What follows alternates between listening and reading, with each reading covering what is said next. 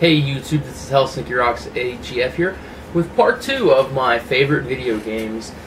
If for those of you who don't know, I started this with my last video.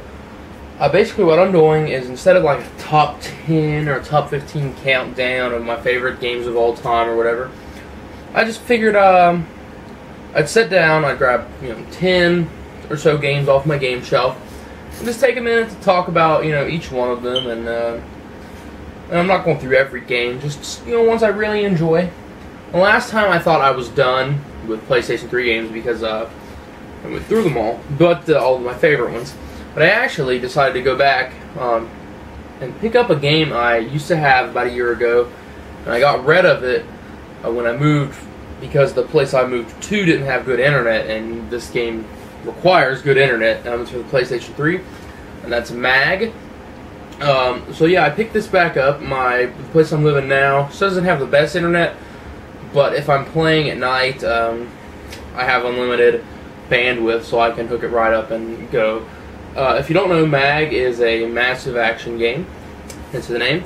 It's a first-person shooter with class, like an emphasis on class and teamwork. You have possible 256 players at a time. A really fun game. Again, it's online only. I don't know how long the servers are going to be up. I believe this came out in 2010, I believe. And, Sony shut down Zipper Interactive, so I don't know how long the servers are going to stay up. I know they've closed down all the servers. They used to have, like, different foreign country servers. Now they only have U.S. servers. So you can still play from anywhere, but if you're not outside the U.S., you'll be a little slow. But a very fun game. Next up, we have Stack of Games here for the PlayStation 2.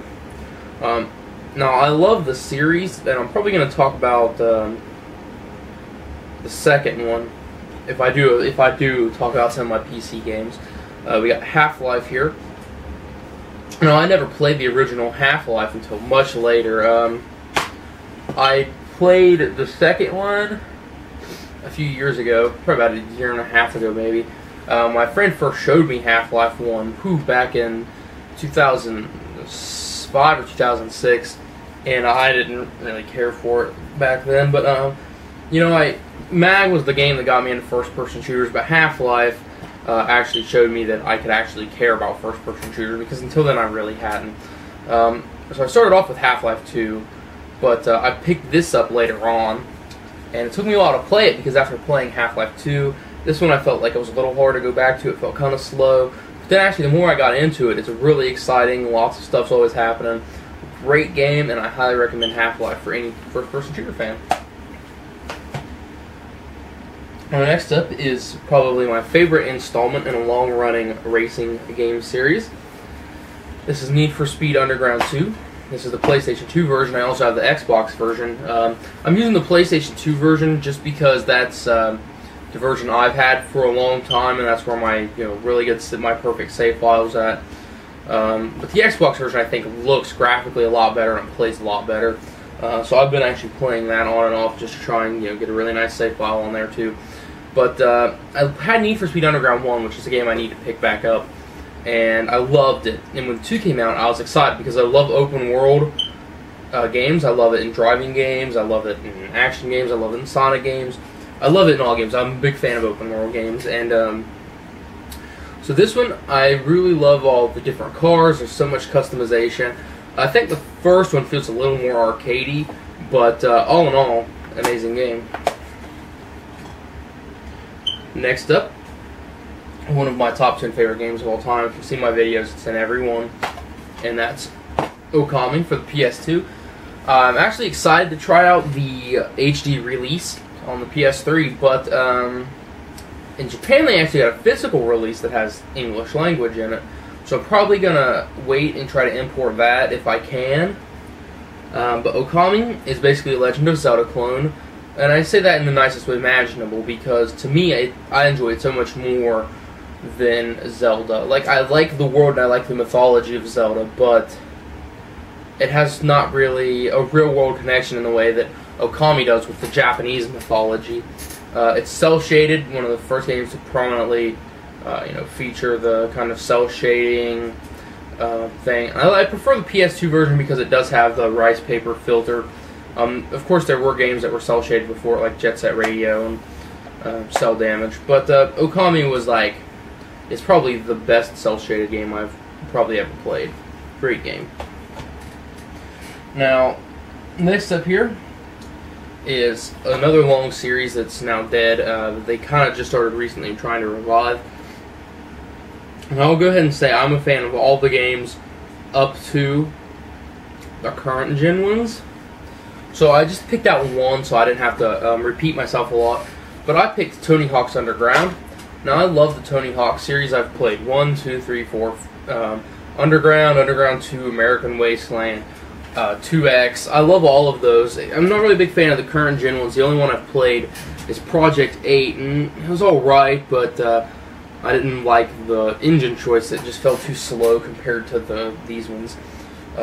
Underground's probably my favorite overall, with American Wasteland being a really close second, and then probably Tony Hawk's 3. Yeah, so in this game actually was the first one to focus heavily on story, and I think there's a really pretty good story in here. It's comical, funny, you grow to really dislike the antagonist. He really is a dick. And of course the great soundtrack that Tony Hawk games always have.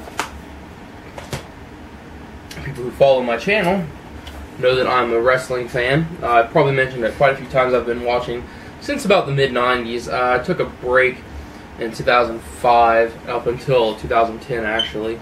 But this is one of my favorite wrestling games on the more modern consoles, and that's SmackDown Shut Your Mouth for the PS2. A lot of people like Here Comes the Pain better.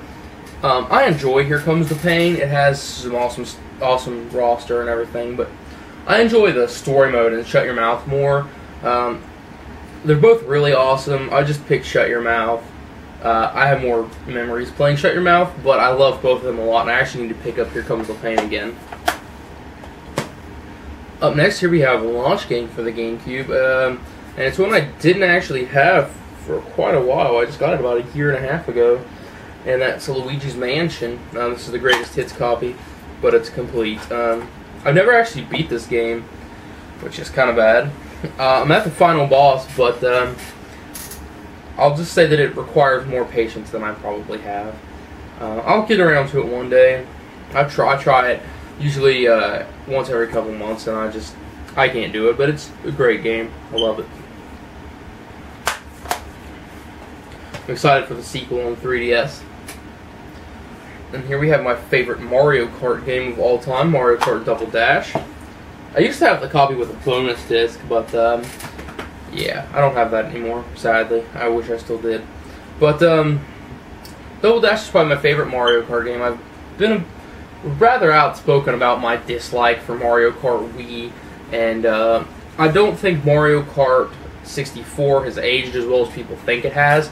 That game is a lot of nostalgia for a lot of people. Trust me, I nostalgia over it too when I'm not playing it. When I try to go back and play it, I'm just like appalled that I could have ever thought this game was any fun. That's the main reason why I think Diddy Kong Racing is the vastly superior kart racer on the N64. But Double Dash, they changed the formula. You didn't have the jump mechanic. Drifting was fun and smooth. This game runs really well. The 2 players on the kart, I really enjoyed that. Storing double items. It's just the track design. So much about this game. It's like the perfect Mario Kart for me.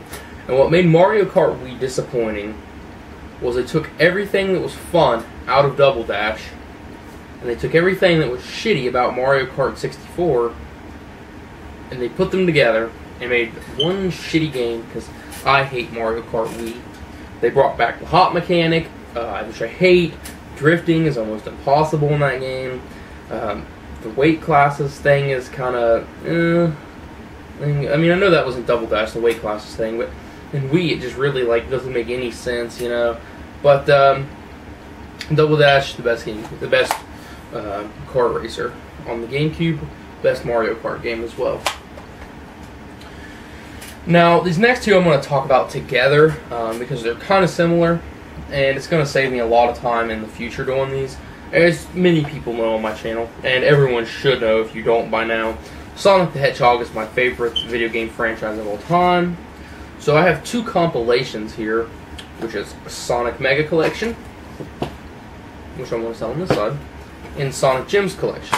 I'm just going to talk a little bit about each one of the games featured on the compilations. Now I know there's some unlockable games on the Mega Collection, but I'm mostly just going to cover the main ones that it shows off on the back. So Sonic the Hedgehog 1 is probably my favorite of all the 2D Sonic games, which is really weird for a lot of people. To me, it has the best... It doesn't have the best graphics, but I think it has the cleanest graphics in terms of level design. The levels don't feel crowded. They don't feel like they're just like coming in on you with so much shit. It's really easy to tell where you're going, but at the same time, you know, it's still a challenging and very rewarding game. Sonic the Hedgehog 2, I also really enjoy. It's my second favorite 2D Sonic. I like it, but some of the later stages are kind of just like, you know, they're like hit or miss. I don't really... whereas in Sonic the Hedgehog 1, I love all the stages. In Sonic the Hedgehog 2, I was just like, yeah, the first half of the game's really, really strong. But then on the level design in the second half of the stage, I was kind of just like, But Sonic 3 and Sonic and Knuckles I want to talk about together because, you know, they were originally meant to be one game, and then they had to break it off into two separate games. But so Sonic 3 and Knuckles is where I get a lot of my flack from because I've been very vocal about it before in defense of the 3D Sonic video. I don't like Sonic 3 and Knuckles. I hate the level design. I love Knuckles. Knuckles is probably the best thing to come out of those games. That and Super Sonic. But apart from that, no, not for me. The level design I think is bad. It's cluttered, it's messy, it's not very clear sometimes what you're doing, why you're doing it. Just kind of, in general. The music, which a lot of people seem to really like, I don't think is nearly as good as Sonic 1 and 2. And that's not a knock against Jon Snow because I love him and I love his music. But something about Sonic 3 just doesn't capture you the same way. The songs in Sonic 3 aren't memorable to me like the songs in Sonic 1 or 2 are. I'm done with Sonic 3 and Knuckles. I'm gonna get a complete copy of Sonic and Knuckles to complete my Genesis Sonics collection, but I'll just have it just to have it. Dr. Robotnik's Mean Bean Machine is a puzzle game that I'm terrible at, and as a result of being terrible at it, I'm not going to talk about it. And the same thing goes for Sonic Spinball. I love Sonic Spinball, but I'm bad at it, and I just can't play it.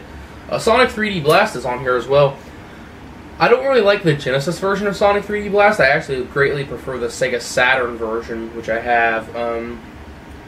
It's not very good. It's alright, but it feels like you get motion sickness by playing it because the way the game plays like really it's isometric, but it's fast paced, and I don't know if the Saturn version actually supports the 3D controller because I don't have a 3D controller. But if it does support a 3D controller, then that would probably make it a lot more fun to play. So those are the main games on Sonic Mega Collection, which was actually one of the first games I got with my GameCube. That's the original copy. Sonic Gems Collection has 3 main games on it. It actually comes with 6 Game Gear games, but I'm not going to talk about those. Sonic CD, which is probably... I mean, I really like Sonic CD. It's definitely better than Sonic 3 and Sonic and Knuckles. It's probably about tied with Sonic 2 for me. Doesn't come close to Sonic 1. But pretty great game. A lot of people dislike the fact that the American soundtrack was changed from the Japanese release. But Sonic Boom, the opening theme song in the United States version of the game, makes the soundtrack better easily. Like, Sonic Boom is amazing. I love Sonic Boom. Then we have Sonic the Fighters, which was originally an arcade game.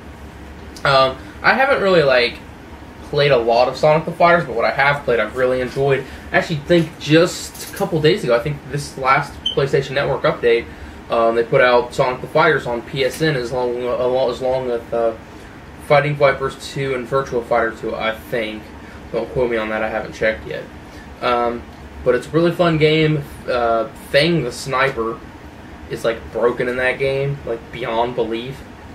And the last game is Sonic R, which a lot of people didn't like. But the reason a lot of people didn't like it is because a lot of people played the Saturn version. Now, I don't believe Sonic R supported the 3D controller with the analog stick, but the GameCube version is really good because you can play it with an analog stick. The game is really hard to control with the D-pad, so I can see why people didn't like it on the Saturn, but if you play the GameCube port, actually having a nice analog stick makes it a lot easier to control. And I'll just go ahead and actually list the unlockable games on here. The 6 Game Gear games it unlocks is Sonic 2, Sonic Spinball, Sonic the Hedgehog Triple Trouble, Sonic Drift 2, Tails Sky Patrol, and Tails Adventure. Now, the last game here is another GameCube game, but this was actually a multi-plat game, as so was Gems Collection and Mega Collection. Soul Calibur 2. Now, this is by far the best version of the game here on the GameCube, because we get to play as Link! Oh my god! I love this game. I've actually unlocked every single thing in the game, all the costumes, everything. It's a ridiculous game. It's so much fun. Link is also really cheap in this game. If you push an enemy up to the wall, you can just grab them, and Link's grab will just throw them right off the stage like 99% of the time. It's hilarious. Beautiful game, really fun. If you love 3D fighters, there's not many better than Soul Calibur 2. And guys, that was my second part of my 10 favorite games. So join us next time. We'll probably be looking at some more GameCube games, maybe original Xbox, and start on the Dreamcast, which is my favorite system of all time. So you can be guaranteed there'll be a lot of Dreamcast games to talk about. Alright guys, thanks for watching. Bye.